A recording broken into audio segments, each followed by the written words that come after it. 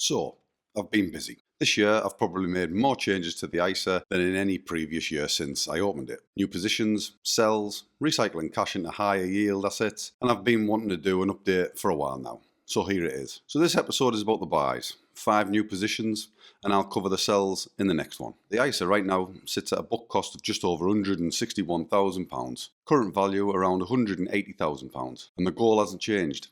I want a portfolio averaging 7% yield or better every month and building, because the ISA is Project Porsche and Project Freedom all in one tax-free wrapper. So the first one, PHP, Primary Health Properties. I already hold PHP in my SIPP, and I'll be honest, I wanted it in the ISA also. The yield is over 8%, it pays quarterly, and it hasn't cut the dividend in 10 consecutive years. What PHP does is straightforward. It owns GP surgeries and primary care centres across the UK, and the tenant paying the rent, effectively the NHS. The government is your landlord. That's about as defensive as property income gets. Now the payout, it sits around 65%, so the dividend is well covered. The income is durable, and in a tax-free ISA wrapper, that 8% yield is genuinely powerful. I added it in 2 separate occasions, first in April, then topped it up in May. 4,505 shares. Next one, INPP. International Public Partnerships. This one filled a genuine gap. I had no infrastructure exposure in the ISA at all.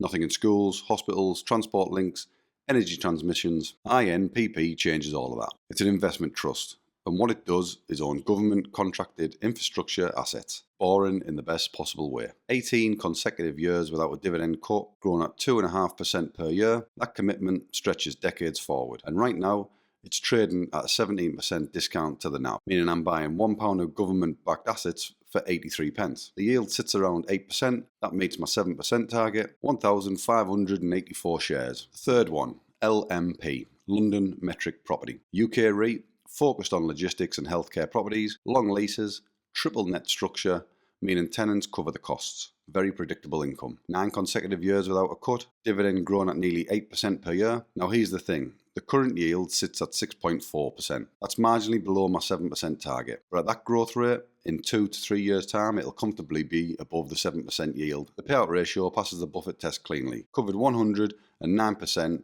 by earnings. And it's completely different from the supermarket income REIT and PHP that I already hold. Logistics and healthcare property is a different animal. Right, now these two are a bit different, and I want to be upfront about that. AVGI and NVDD, both from IncomeShares. Both small satellite positions, and both are ways of getting income from 2 of the most compelling businesses in AI right now, Broadcom and Nvidia. Broadcom and Nvidia are both growth stocks. Huge valuations, and the native dividend on both is essentially zero. They don't fit a pure income ISA as direct holdings, but I wanted some exposure to what's happening in the semiconductor side of things. So how do you solve that? These ETPs sell put options on the underlying shares and distribute the premium as monthly income. AVGI generates around 40 to 60% annualized yield from Broadcom. NVDD generates around 43% from Nvidia. That income lands every month, and I agree, the yield seems too good to be true. And we all know how that saying goes. The risk is real, and I'm not hiding it. Full capital exposure to the underlying share price. If Broadcom or Nvidia drop hard, the NAV drops with them. That's the trade-off, which is exactly why the positions are small, £500 in each for now, and then building roughly to £1,000 each over time. At those levels, even a 50% drawdown just brings me back to roughly zero on capital. Meanwhile, the income has been landing the whole time. AVGI, 15 shares,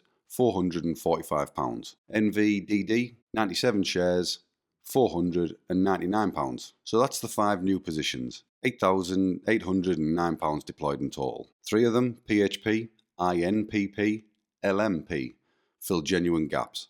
Healthcare property, infrastructure, logistics property, each one of them completely different from anything I've already hold. And then there's the final 2.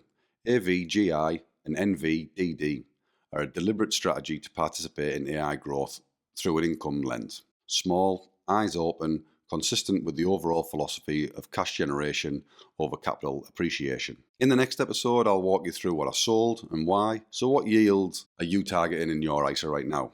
And are you hitting it? Drop it in the comments below. I'd genuinely like to know. If you're investing in an ISA or a SIPP and you're not yet on Interactive Investor, the link is in the description. It's the platform I use for both, and you'll get a free year if you follow the link and satisfy the T's and C's. So as always, this isn't financial advice. Please do your own research, and I'll see you in the next one. Bye bye now.